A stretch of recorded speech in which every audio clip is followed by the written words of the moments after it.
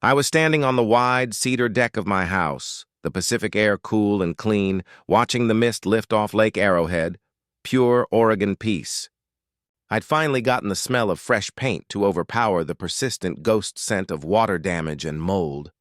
And for the first time since my divorce, my chest felt light. Like I wasn't carrying a full stack of bricks anymore.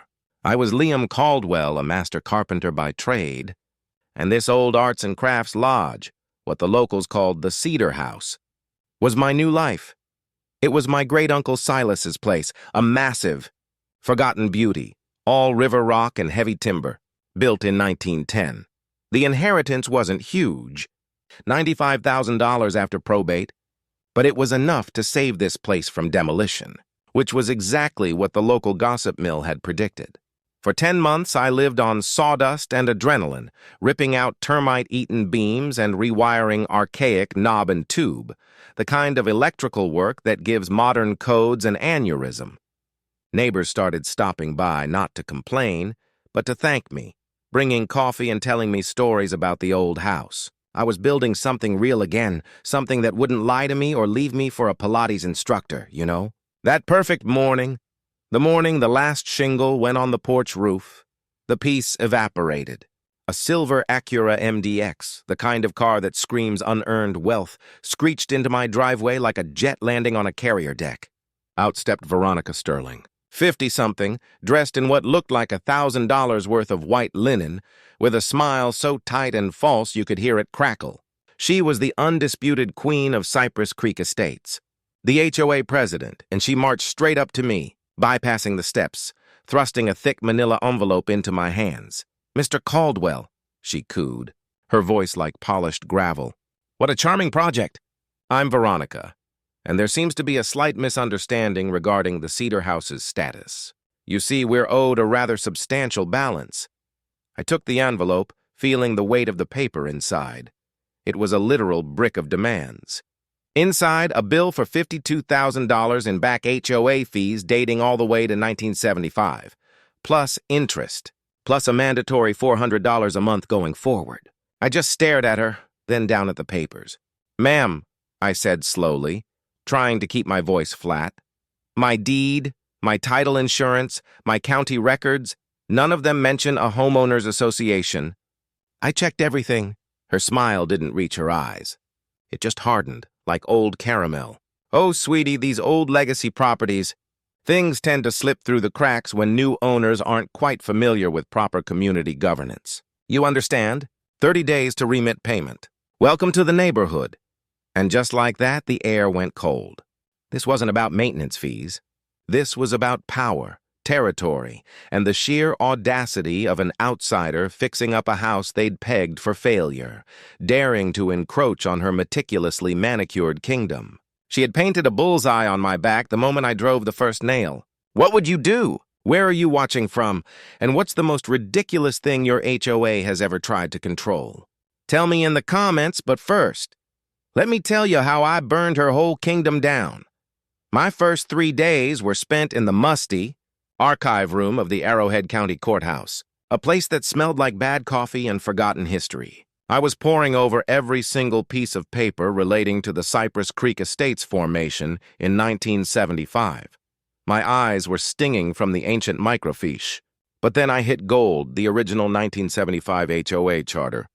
Buried deep in the bylaws, Section 4C stated explicitly that legacy properties over 60 years old and designated historically significant, which the Cedar House was, were permanently excluded from mandatory membership. I was not just outside their club. I was legally protected from being forced into it. I felt like David finding the perfect smooth rock for Goliath's forehead, but Delilah, no, Veronica, was playing a different game. 2 weeks later, she slapped a notice on my front door, taped up like a scarlet letter. "Violation. Unauthorized exterior paint and trim. The fine, $650 per day, retroactive to the start of my restoration." The math, done on my phone under the glow of the porch light, came out to nearly $150,000 in bogus fines. This woman had gone from demanding back dues to actively manufacturing violations. That's when I realized I needed more than just property law. I needed an army. My first recruit was Pops Buchanan, a retired history professor and town archivist, a guy who knew where every metaphorical and literal body was buried in Cypress Creek. Pops had survived decades of local politics and could find anything. He made me coffee strong enough to dissolve metal, and his energy was exactly what I needed.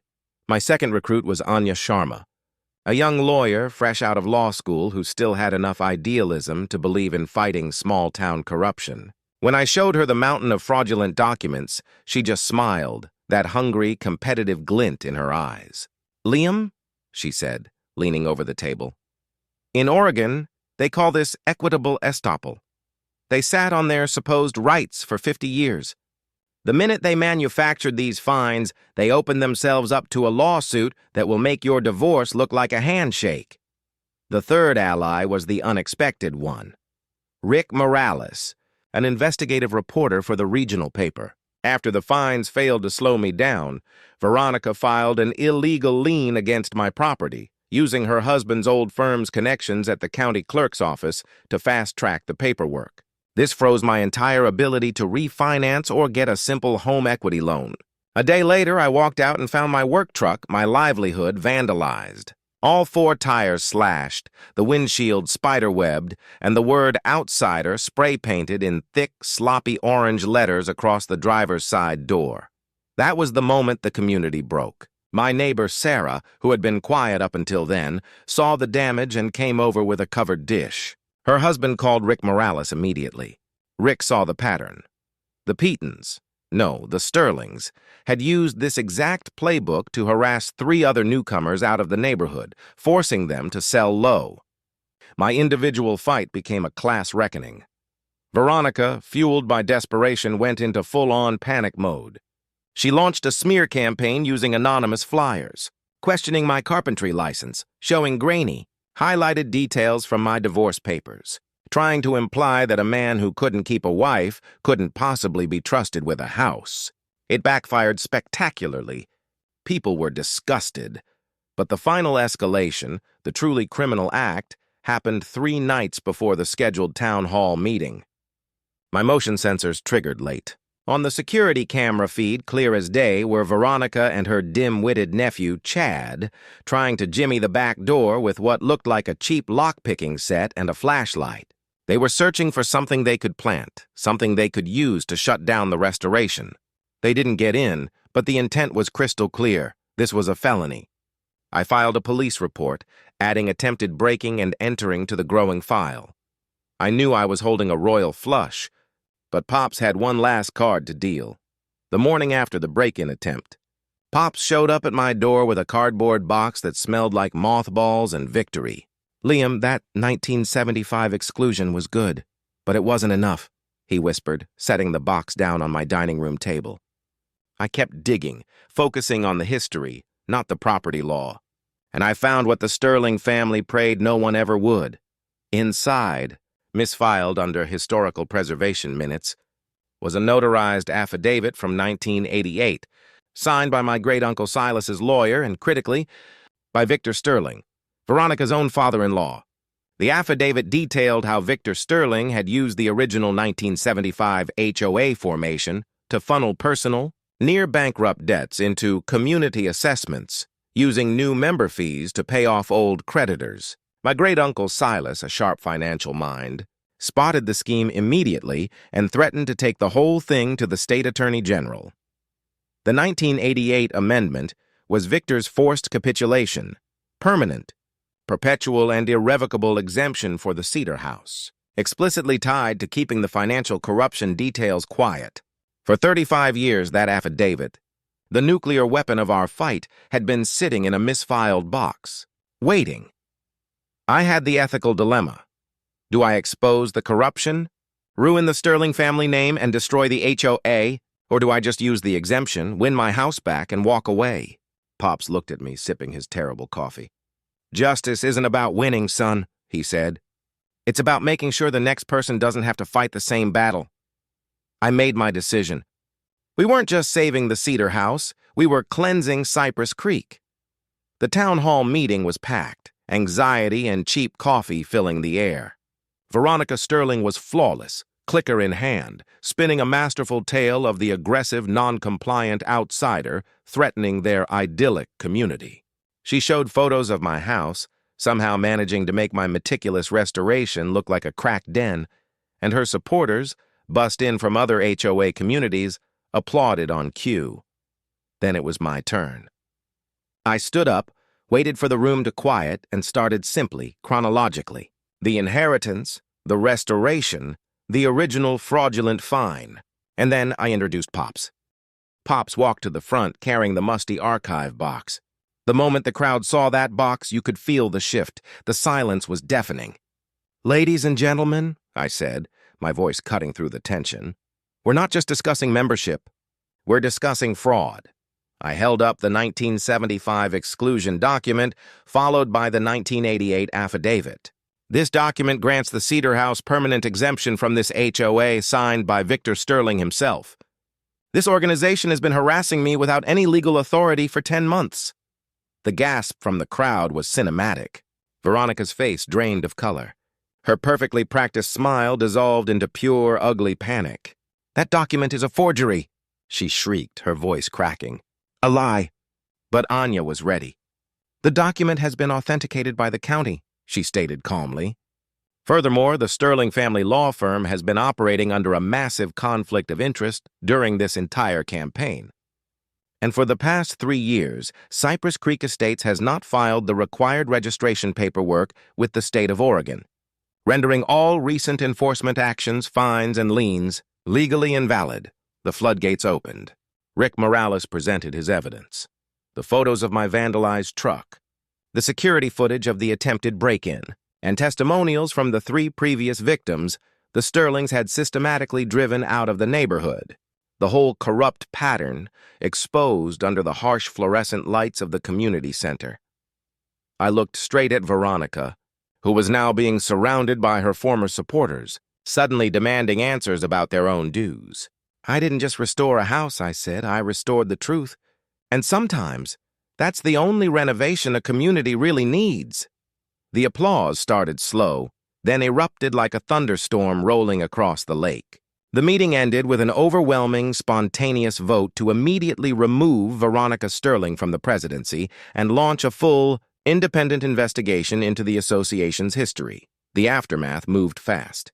Within a week, the illegal lien was dismissed. All fines were wiped clean, and Veronica Sterling resigned in a bitter 3-page letter blaming outside agitators and community ingratitude. The new HOA board, elected with a mandate for transparency, issued a public apology. They implemented strict new guidelines ensuring no enforcement action could ever again be taken without documented legal authority. A revolutionary concept. Apparently, the real justice, though, was seeing the Cedar House transform from a battleground to the heart of Cypress Creek. My wraparound deck, which had seen so much conflict, is now the site of the annual Arrowhead Heritage Days Festival. I used some of the damages I won to set up the Silas Caldwell Trade Skills Scholarship, teaching young folks proper restoration and electrical techniques. My old work truck, the one that was vandalized, I never repainted it. I just installed a sign over the outsider graffiti that reads, "Rebuilt by community, stronger than before." That advertisement books more jobs than any commercial ever could. Rick Morales' investigative series didn't just win an award. It prompted Oregon legislators to review and strengthen state oversight laws for HOAs. My fight, fought for one old house, ended up protecting property owners across an entire state. I'm sitting on my porch tonight, watching the lights flicker over the lake, smelling wood smoke and that clean Pacific air. The legal battle taught me this. The best weapon against a bully, especially a well-dressed, entitled one, isn't anger or violence. It's thorough research, meticulously documented evidence, a few loyal allies, and the stubborn refusal to be silently victimized. When you've already lost everything once, rock bottom makes a pretty solid foundation to fight from. Now, I want to hear your take. Was the decision to expose the entire history of corruption, to reveal Victor Sterling's decades-old financial fraud, an act of necessary public justice? Or was it an unnecessarily destructive act of revenge? Was the truth worth destroying a family's legacy, even if that legacy was built on lies and manipulation? Drop your thoughts in the comments below. Let's discuss where the line between justice and revenge should be drawn. Welcome to HOA Stories, where inspiration transforms into life strength. These are not just stories. They are your daily dose of spiritual medicine. HOA. HOA. Stories Bowl. We curate their resonant journeys, profound lessons, and extraordinary victories from around the world. Each video is meticulously designed to uplift your spirit, ignite your passion, and provide the most practical insights for your breakthrough development. Whether you are overcoming adversity, pursuing a big dream, or simply need a kind act to restore your faith in life, we are here to affirm. Every challenge contains a lesson, and every limit can be broken. Don't just watch, take action. Join us in exploring and enriching your life. Today, hit subscribe and turn on notifications to receive a daily source of inspiration and motivation.